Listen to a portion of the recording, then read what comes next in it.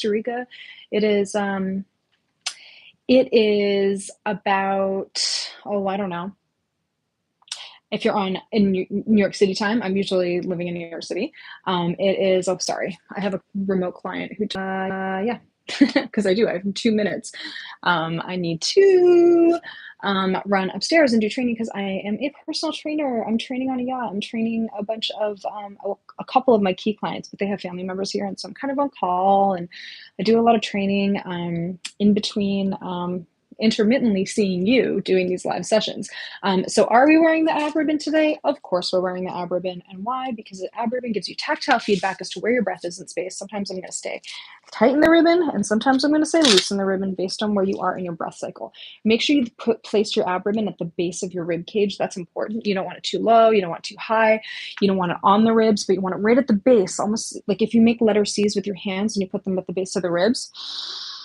It's a similar situation where, like, when you take a deep inhale, you're going to tighten your ab ribbon, and when you take a deep exhale, when you drain all the air, like really drain the air, you are loosening the ab ribbon around your waist. And we're going to use that strategically to increase oblique activity in this one exercise. I'm going to teach you one exercise.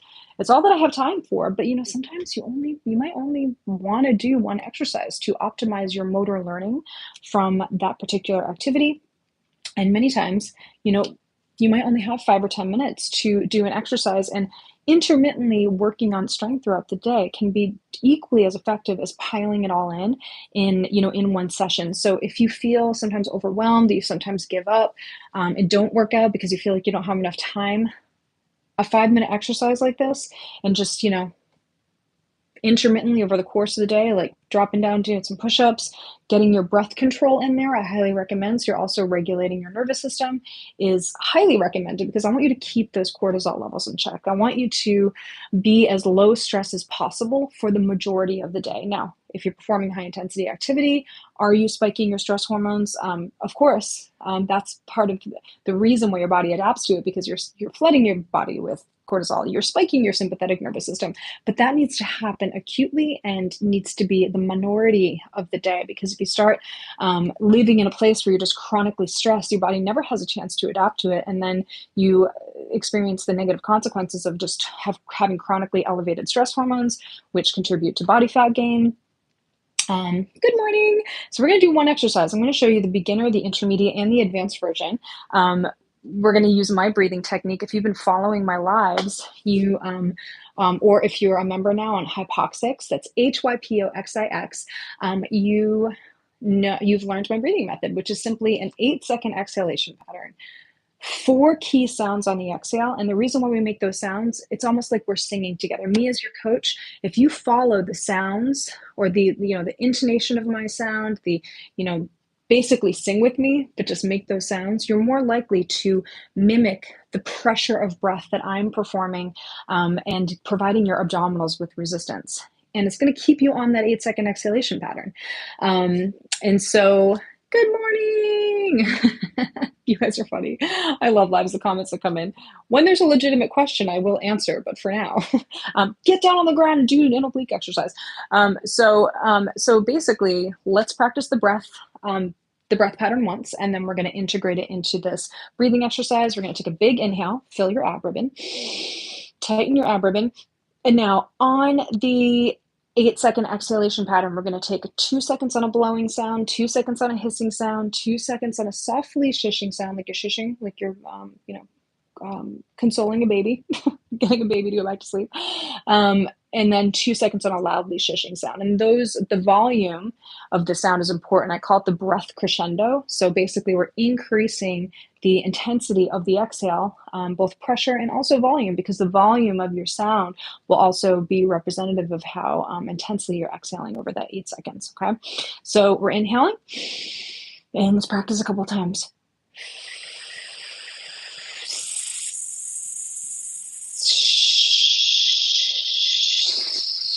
Drain the air, pull the navel to the spine, and loosen your ab ribbon. Inhale. One more time, then we're going right into the abs.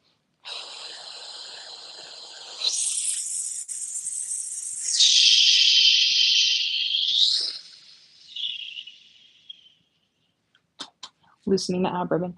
Okay, so that's it. So we're going to perform that breath pattern even a little more slowly. So it's true to seconds. We're actually doing 2 seconds per breath stage, and making sure to continue to think about that breath crescendo, because it is the breathing method that really is the most effective component of well, I won't say the most effective component of this exercise, but it's the most effective strategy in increasing activity of your obliques in this exercise, because you could perform just normal involuntary breathing and still get a lot out of this exercise. Something is always better than nothing, but we're looking to optimize it. I'm also looking to help you to make this exercise more efficient and more effective, so you don't have to do as many repetitions. Okay, now I have a band connected to my little shower handle here, but you can also tie it to like whatever, like a door anchor, could be tied on a treadmill. The beginner version here, so now here I'm not tucking in my low abs for this one. I'm actually working, I'm actually going to work my hip flexors, and I'm going to stay in neutral, keep the chest lifted for this one. Okay, I'm putting my band in my outer hand. If you need to press your near hand on the wall, you absolutely can. Sometimes that can help with oblique engagement.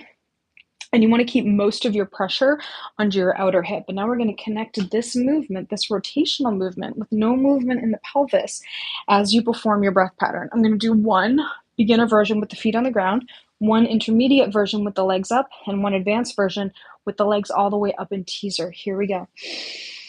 And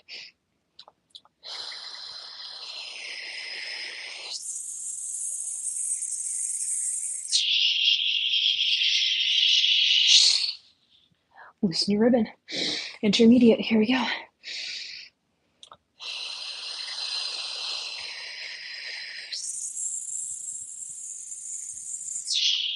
I'm rotating from my ribs. I'm not moving my arms. And here we go. This is the true Pilates teaser. And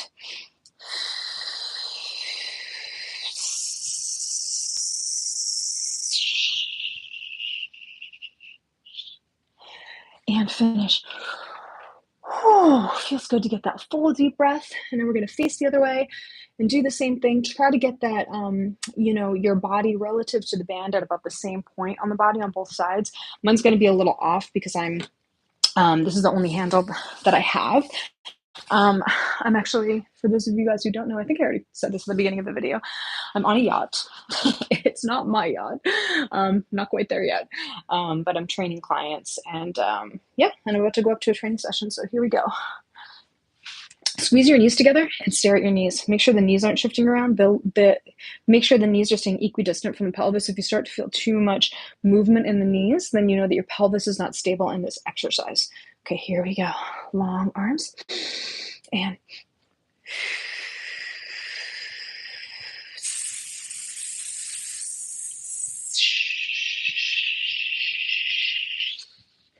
loosen your ribbon. Inhale, intermediate version. Legs up, or you can keep the feet on the ground. Tighten the ribbon.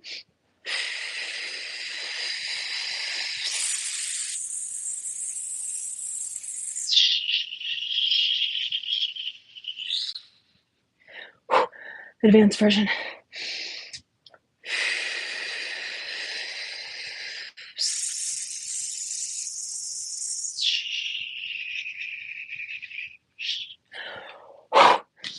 Okay, and that's it. So if you can get intentional with your breath, not only did you just work your core more effectively, but you also calmed your nervous system. Do you feel more calm after doing those slow exhalations? And I want you to experience more exercise like that, where the majority of your exercise is actually de-stressing your body and making you feel calm. We should be moving all the time. Now, do I get high intensity workouts? Do I get extreme, weight training sessions where I'm stressing my body? Yes, but I keep them short, and I make sure that I get the proper recovery in between. An exercise like this that calms your body and decreases your stress hormones, keeps you at a lower heart rate, is incredibly therapeutic for your body. It also helps you to recover faster from those high intensity sessions. Do we need the high intensity sessions? Absolutely. Just make sure that you don't put yourself at risk for injury. Working with a trainer or, following a program that helps to keep your back stable and the higher intensity is helpful. This is why I love the ab ribbon and why I invented this ab ribbon. I really did. It's currently actually on sale for 20% off. click the link in my bio for Abrivan. It's also at hypoxic.fitness. So it's HYPOXIX.fitness. And there you can also sign up for all my free stuff that's on there. And yeah, and if you're postpartum, I just launched my postpartum program where we use this breathing method to help restore your core and then integrate this breathing method into your strength routines that help to lower your stress hormones. And I know, mama, if you just had a baby, life is stressful. Your body is adapting to a lot of newness, and so one of the other reasons I invented this breathing pattern was to help integrate de-stressing into your resistance training and even your cardiovascular program. So that's it. Thanks for joining, you guys. I'm gonna go train, and then I'll go live later again with another exercise. All right.